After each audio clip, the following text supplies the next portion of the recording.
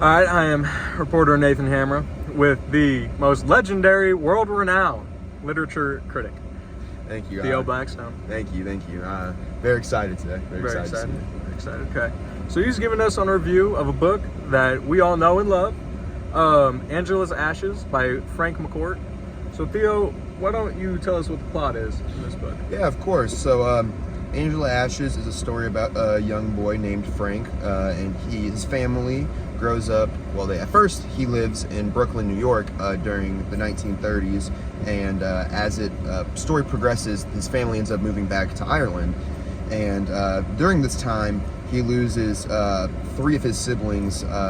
Margaret, the baby, who leaves the family devastated. It's the first real death experience they have to experience, and it's very hard on the entire family. After that, he loses his 2 younger twin brothers, Eugene and Oliver, and after that happens, the family is never the same afterwards. But as the story progresses, we just see Frank grow up and become a young man. We see him go to school and get in trouble in school, and he meets a lot of friends along the way and makes a lot of new friends and things. But eventually, he ends up going back to America at the end of the book and to start a new life and to be better for his family. At some point in the book, his father ends up leaving them to go to England to hopefully make more money, but he ends up not giving any of the money back because he's such a drunk, and he ends up abandoning his family, causing Frank at a young age to have to become the man of the house. And this leads to a lot of problems in Frank's life, having to become the man of the house at such a young age. All right. I think that was pretty good. You know, from a genius like this, we all really have to just stop and listen. All right. So Too kind. Got a few more questions for the one and only. All right, the one and only. Of course. You know, what's some context for this book? We have the plot. What's context now? Yeah, some good context for this book. So it starts. Frank is from Brooklyn, as I said before, in the 1930s, while the Great Depression is raging on. Because of this, his family is very poor. They have to learn to get by on very little, which ends up helping them later in the book. And because of this, they don't have any connections really in Brooklyn, so they go back to Ireland to be closer to their family. And when they get to Ireland, it's still, the Great Depression is still going on there as well, so it's hard for people to find jobs. So because of this, their father finds it hard to get jobs, and they have to live on basically welfare. But as the book progresses and Frank becomes older, we also see World War II become a big factor in the book. We see the rise of it, and they talk about it a lot, about Hitler and what's going on in Europe. And because of this, in Ireland, they talk about how it was helpful for a lot of people because they could go work in England and make a good wage. And that's a very important part of this book, is that whole backdrop, and it's something you see throughout the book. And then when Frank gets to America, it's the early 50s, right after World War II, so there's a lot of positive emotions going around. And they talk about how the men haven't still fully recovered from the war yet, but everyone feels in a good mood because they don't have to worry about that anymore. But yeah, you see a lot of historical events throughout this book, just as the backdrop of it, really. All right, well, that was perfect. I found a little microphone in my back pocket if you'd like this to speak into. Thank you. It's a real simple question. Who is the author and also main character of our book today? Got you. Frank McCourt is actually the author and the main character of this book. This is a memoir on his childhood, so he's the one who wrote this thing, this Pulitzer Prize winner. Yes. Did you know the only rap artist to have a Pulitzer Prize is Kendrick Lamar? Really? I did not know that, yes, in fact. Yes. That's very interesting. BBL Drizzly, I believe, does not. But we'll get back to the book here. Who are some important people to Frank McCourt in this book? Yeah, well, there's actually a lot of really important characters in this book, in fact. So we'll just start off with his mother, who's the book is named after, Angela. She is a very hardworking lady. She gets by on what little she has.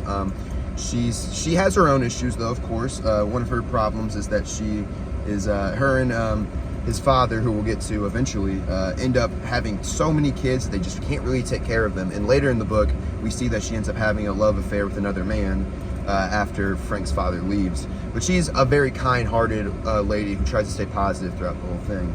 Another important character, like I said before, is Frank's dad. He is a drunk, and he ends up wasting away all the family's dole money on drinking. He tries, he's definitely a good-natured guy in certain ways. He tries to provide for his family. He tries to eat as little food as possible. He talks about how he's never hungry and he doesn't need to eat, but he ends up causing more problems for the family than anything by spending all the money on it. And eventually he moves to England and runs away and basically abandons his family and leaves Frank to be the man of the house. A couple more important characters are their grandma, Angela's mother. She's a very stern Catholic lady who gets very upset at Frank throughout the book for committing sins, as she talks about, and says that he is a child ricken with sins. His one of his younger brothers, Malchi, who is named after his father, he is a charming young man who kind of is a lot more charming than Frank. People like him a lot more usually, and he eventually leaves to go to England to be in the band, to be in the royal band, and that's how he gets away from the family's troubles. I touched on Oliver and Eugene earlier. They were his younger brothers that were twins that ended up dying. Margaret as well. She was the baby who died, which caused a lot of trouble in the family.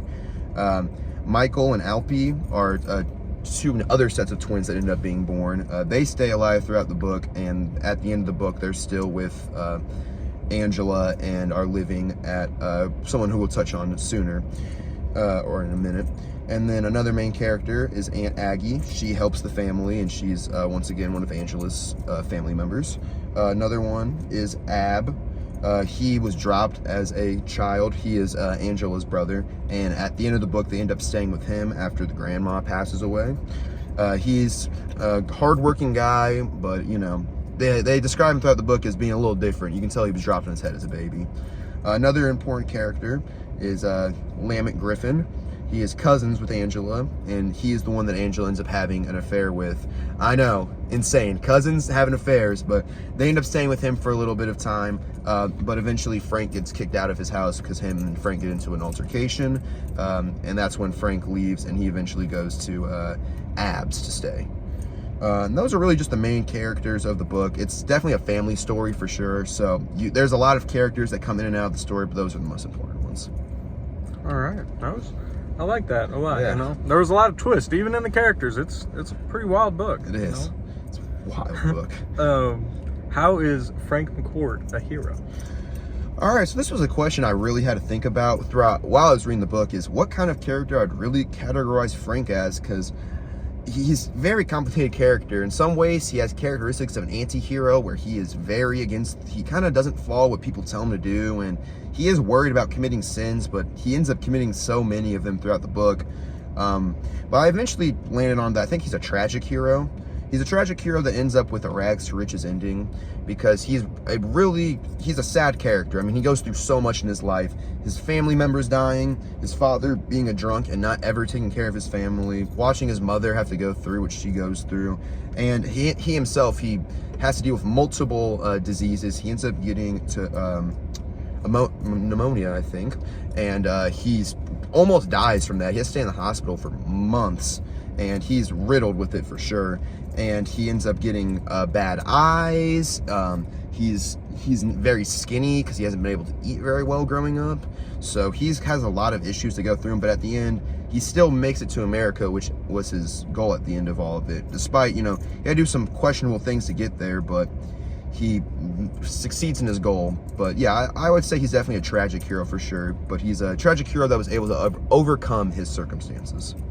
Yeah, so not like a regular tragic hero, but yeah, I would say more like of a modern version of a tragic hero. Alrighty. So do you have any themes and symbols that really just stuck out to you throughout the book? Oh yeah, for sure. One symbol that really stuck out to me throughout the book was the angel on the seventh step. He talks about it a lot, especially in the early portion of the book. His family tells him, his mom and his dad tell him that the angel on the seventh step brings children, and that's how they get brought. And throughout the book, he finds out actually how kids are made. It's a very crucial part of the book. He finds out through the dictionary, in fact, which is very interesting.